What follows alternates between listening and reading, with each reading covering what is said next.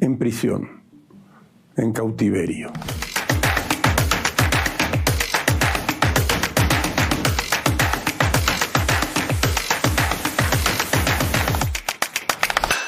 Bienvenidos a La Otra Aventura, un espacio dedicado al mundo de los libros. Se atribuye a Napoleón una frase que dice lo siguiente: hay tantas leyes que nadie está seguro de no ser colgado. Cuando los engranes de la gran maquinaria burocrática de los estados comienzan a girar, la vida humana se torna diminuta. Los censores, los perseguidores, los absolutistas siempre ganan, a pesar de que en el largo tiempo de la historia ningún triunfo es para siempre y ninguna derrota es eterna. Recuérdelo usted, bastan algunos años de tiranía para acabar con el cuerpo, con el espíritu del hombre y la mujer común, mientras la literatura avanza al ritmo de la civilización y por momentos la supera. Los opresores, los sátrapas, conservan métodos tan arcaicos como bárbaros. El asesinato y la reclusión. Cada ser humano es el cumplimiento de una profecía. La vida atormentada y el genio de los escritores encarcelados han legado a la humanidad varias de las claves para entender el dolor ajeno, la humillación, la injusticia. Hoy vamos a hablar algunos minutos de libros escritos en prisión, ahí donde se quiebran las fuerzas, ahí donde no hay cómo salir ni quien te escuche, donde el espíritu merma y flaquean las más hondas convicciones. Hubieron hombres y mujeres de talento que convirtieron su oscura experiencia personal en manifiesto, en estudio, en poesía o en novela. Ya lo dijo el poeta chileno Pablo Neruda: podrán cortar todas las flores, pero no podrán contener la primavera. Como todas las semanas, usted lo sabe, les recuerdo que fue Adolfo Bioy Casares quien escribió que leer era la otra aventura y que la primera era, probablemente, la vida misma. Estamos pues en la otra aventura.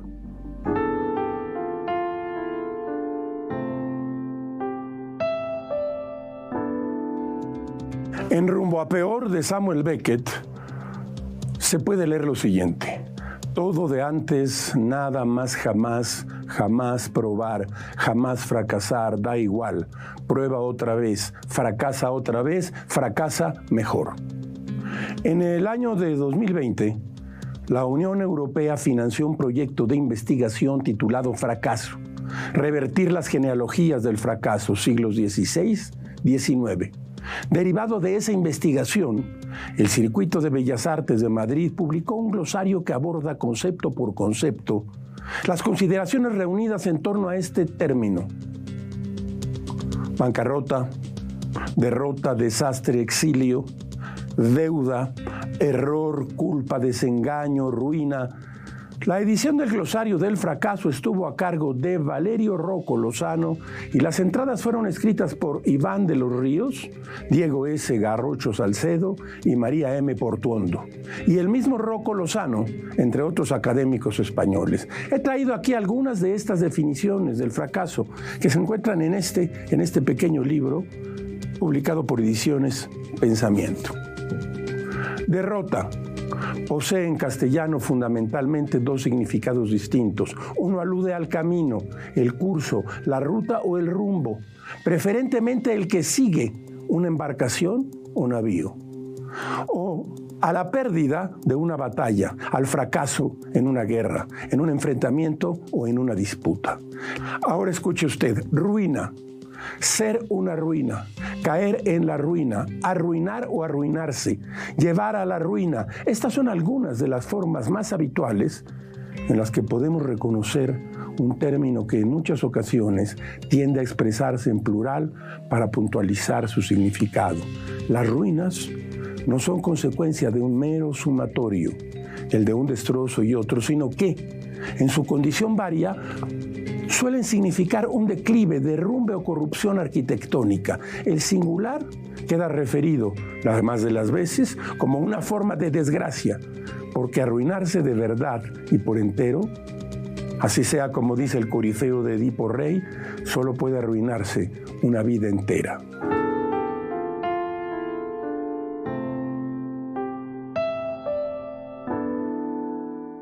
Entre los años de 1925 y 1926, Benito Mussolini esquivó la muerte al menos 3 veces.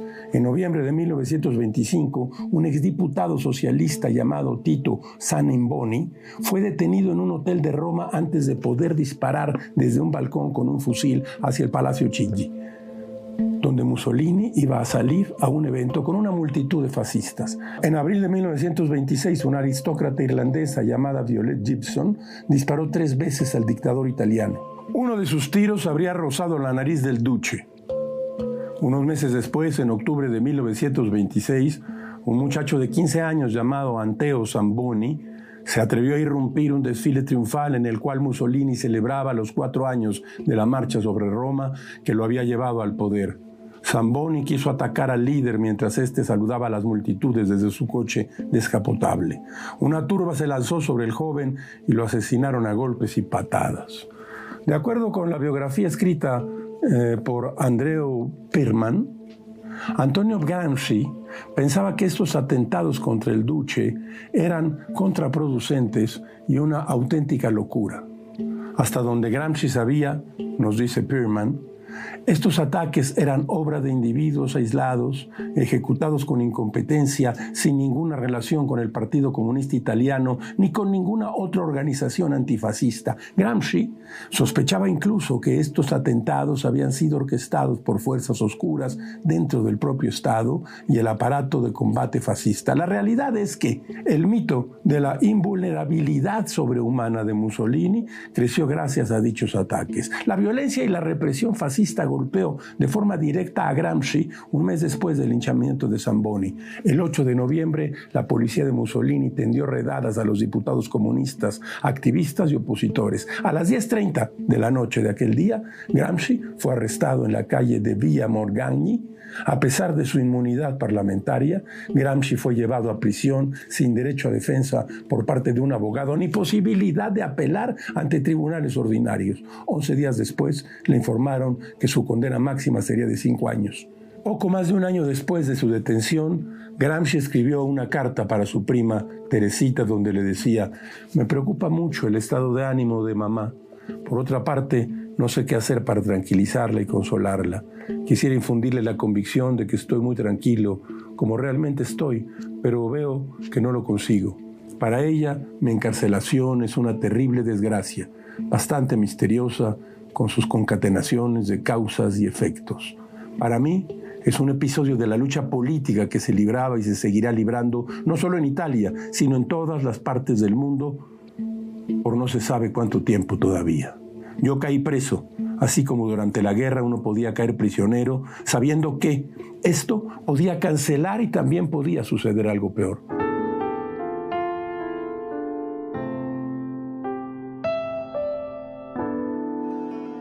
Marco Polo comenzó sus famosos viajes siendo apenas un adolescente. Su padre y su tío eran mercaderes de Génova, un punto clave para los ingresos de mercancías provenientes de la ruta de la seda a Europa en el siglo XII.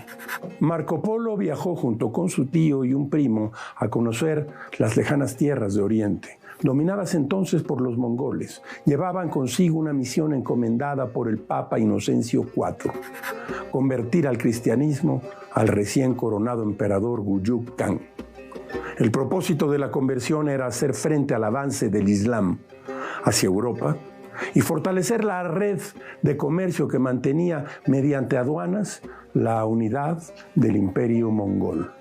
Marco Polo y sus acompañantes llegaron a tiempo a la coronación, pero el nuevo emperador declinó la oferta de conversión. El viaje fue en vano. Lograron cerrar acuerdos comerciales y se le permitió a la familia Polo transitar libremente en territorio mongol. Así comenzaron las aventuras por el lejano oriente de Marco Polo. Entre todos sus viajes, pasó 16 años siendo tratado a cuerpo de rey por el emperador.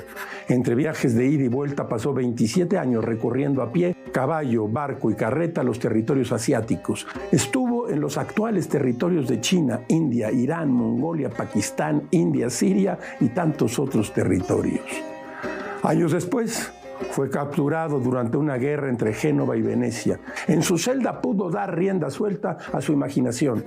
Las aventuras de Marco Polo son más bien recomendaciones de viaje qué ruta es más segura de transitar, en dónde están los ríos más limpios, en qué estaciones es mejor recorrer ciertas regiones de Asia. Describió ciudades cuyos habitantes tienen cabeza de perro con lujo de detalle, describió los unicornios y contó que los grifos eran aves gigantescas que podían atrapar a un hombre como a un conejo, como escribió el poeta uruguayo Mario Benedetti. No vayas a creer lo que te cuentan del mundo, ni siquiera esto que te estoy contando, ya te dije que el mundo es incontable.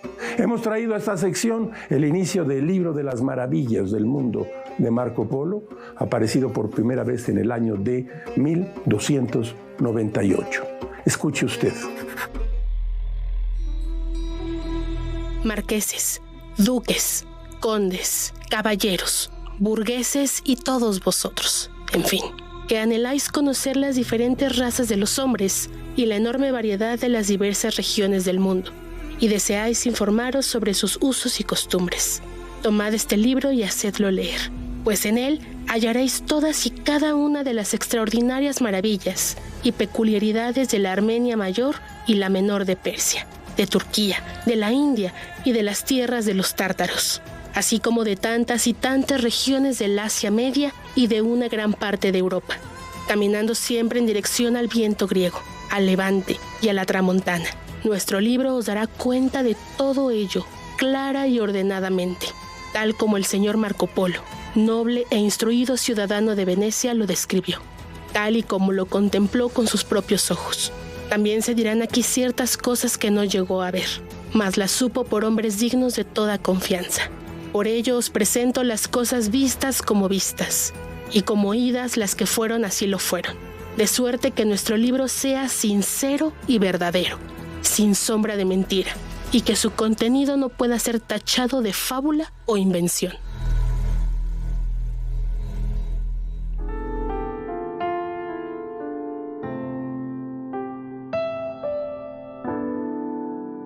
En 1895, el poeta irlandés Oscar Wilde estaba en la cumbre de su fama.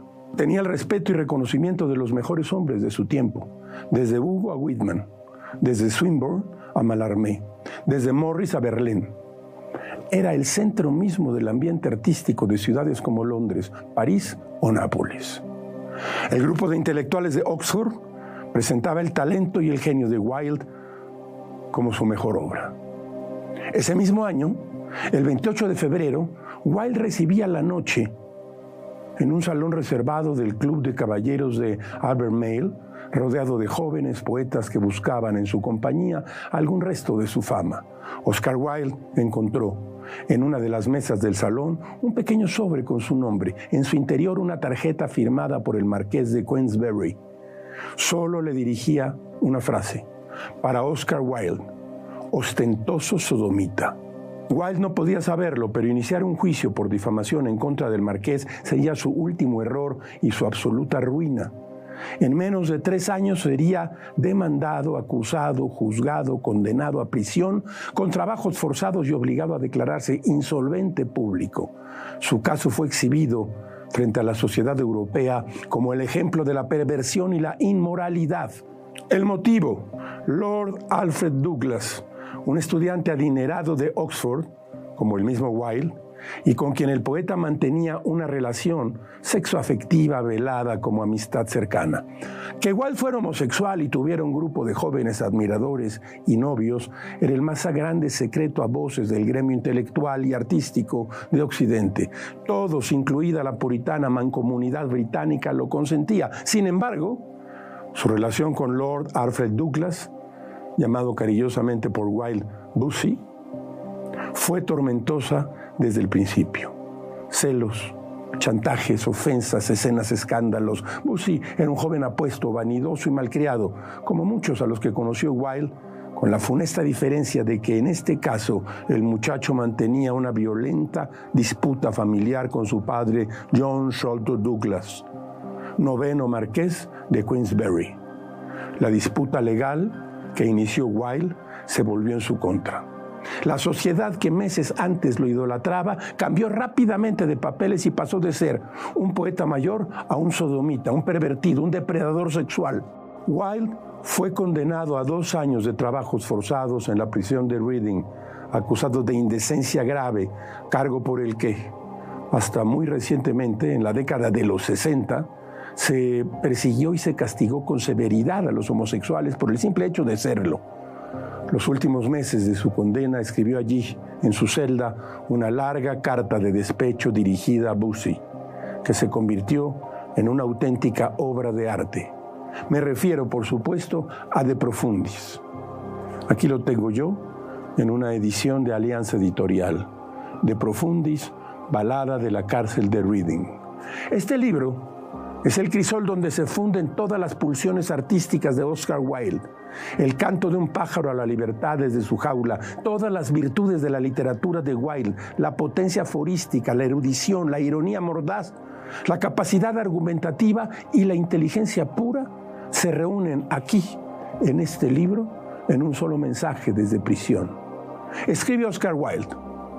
La gente señala la cárcel de Reading y dice, ahí es donde la vida artística le lleva a un hombre.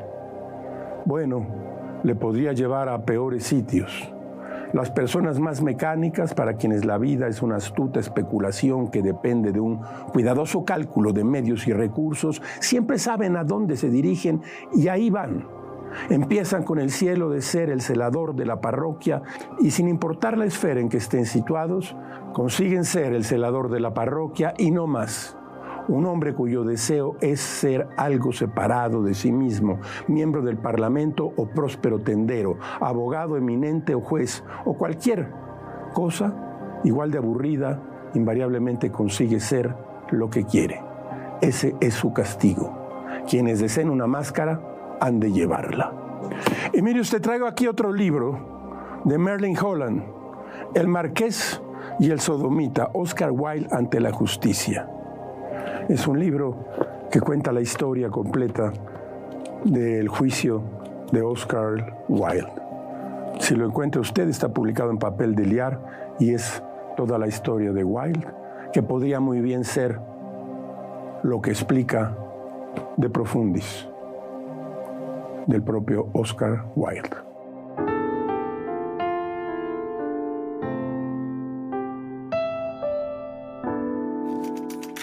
Del taller de la otra aventura, mire usted, escritores o algunos escritores mexicanos que estuvieron en prisión y ahí escribieron. Desde luego, el gran José Agustín pasó, 8 meses o quizás un año en la cárcel.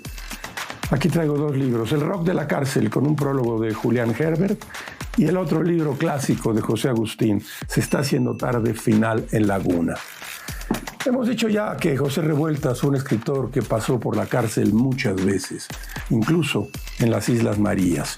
Y aquí hay 2 libros de Cal de Arena, una antología crítica sobre Revueltas que presentó y seleccionó Álvaro Ruiz Abreu, y otra que es la gran biografía de Revueltas, Los muros de la utopía, ambos publicados por la editorial Cal de Arena.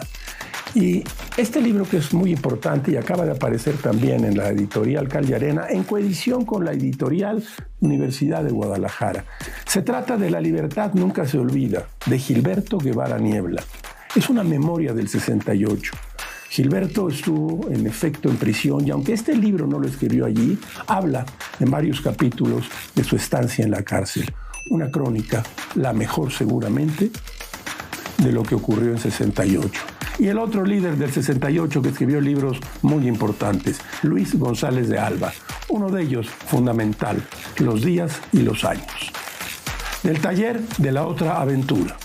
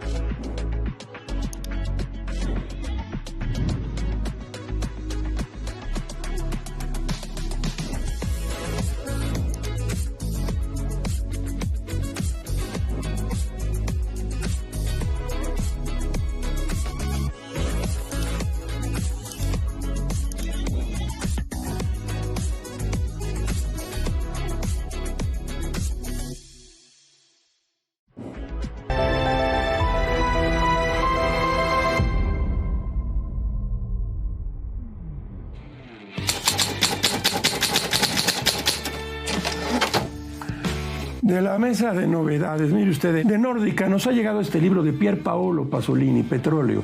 ¿Quiere usted conocer la intimidad de Pasolini? ¿Quiere usted saber cómo veía la vida? Está contenida aquí en los textos de este libro.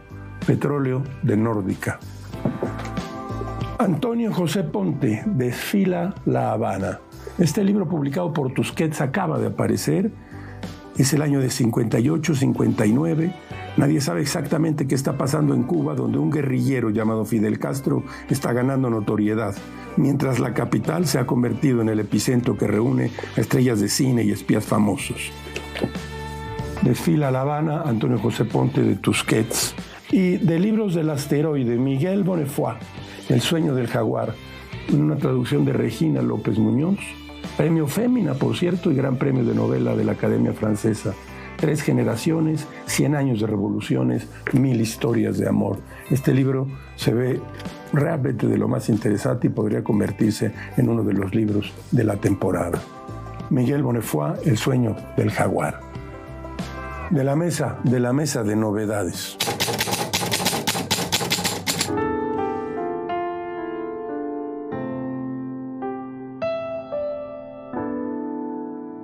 Una breve crónica de bolsillo. Aún no ha sido totalmente aceptada la iniciativa, que consiste en que, una vez acusado o acusada una persona, se le dé prisión preventiva oficiosa, violando la presunción de inocencia. Esto podría ocurrir entre nosotros. Del mismo modo en que ya la UIF puede congelarle a usted sus cuentas sin la necesidad de que un juez así lo falle y lo sancione. Esto es grave entre nosotros. Puede ser el principio de una tiranía.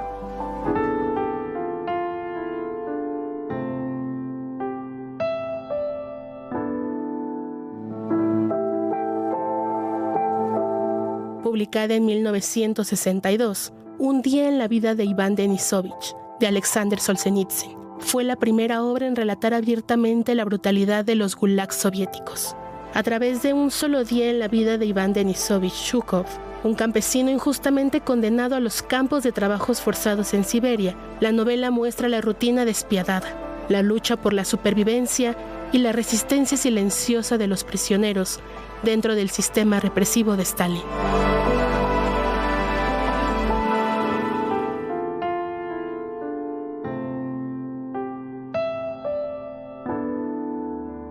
Mario Vargas Llosa escribió que Archipiélago Gulag, de Alexander Solzhenitsyn, es mucho más que una obra maestra. Es una demostración de que aún en medio de la barbarie y el salvajismo más irracionales, lo que hay de noble y digno en el ser humano puede sobrevivir, defenderse, testimoniar y protestar. Que siempre es posible resistir al imperio del mal y que si esa llamita de decencia y limpieza moral no se apaga, a la larga termina por prevalecer contra el fanatismo y la locura autoritaria. Eso dice Mario Vargas Llosa. Alexander Solzhenitsyn fue detenido en febrero de 1945, al final de la Segunda Guerra Mundial, en la que sirvió como oficial de artillería del Ejército Rojo.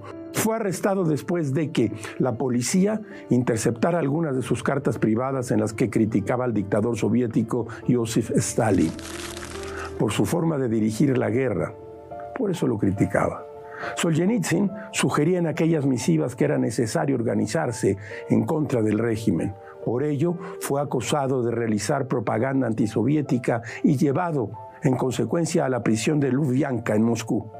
Tras los interrogatorios y las investigaciones, fue condenado a 8 años de trabajos forzados. En la cárcel, Solzhenitsyn dedicó gran parte de su tiempo a escribir. Producto de aquellos días de encierro y escritura, surgieron sus 2 grandes obras. Un día en la vida, de Iván Denisovich, un relato sobre los sucesos de un día completo en la vida de un obrero detenido en un campo de trabajos forzados. Aquí tengo yo este libro de Tusquets, aquí se puede conseguir. Y también del otro gran libro de Solzhenitsyn, Archipiélago Gulag, un informe detallado y extenso sobre aquellos campos de concentración y las estructuras del sistema penal en la Unión Soviética. Escuche usted la descripción que hace Solzhenitsyn de los calabozos. Dice así: por mal que se esté en una celda, el calabozo siempre es peor. En él, la celda siempre se antoja como un paraíso. En el calabozo te desgastan de hambre y muchas veces de frío. Por ejemplo, los calabozos del Erfótobo no tienen calefacción y solo hay radiadores en los pasillos, aunque, de todos modos, en estos pasillos calientes, los celadores no se están quietos y hacen la ronda con botas de fieltro y chaquetas enguantadas. En cambio, al preso lo dejaban en paños menores y a veces solo en calzoncillos, y debía permanecer inmóvil durante 3 o 5 días. En los primeros minutos uno pensaba, no lo aguantaré ni una hora, pero no se sabe por qué milagro el hombre permanecía allí sus 5 días, aunque contrayendo quizás una enfermedad para toda la vida. El manuscrito original de Archipiélago Gulag fue escondido en casa de un amigo del autor que vivía en Estonia.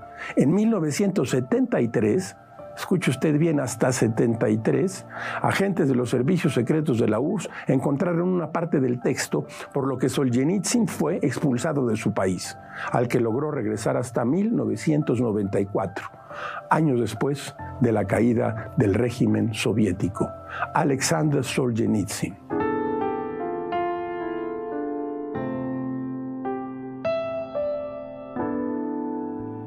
Y como todas las semanas, usted encontrará aquí un espacio para la felicidad de las frases célebres. Escuche usted esta. En todos los juicios se somete a juicio la propia vida, igual que todas las sentencias son sentencias de muerte. Oscar Wilde. Nosotros nos vamos, pero usted se queda aquí con la mejor información del día en ADN Noticias. Yo soy Rafael Pérez Gay y los espero aquí la próxima semana. Abres una puerta y aparece un mundo. Eso es un libro.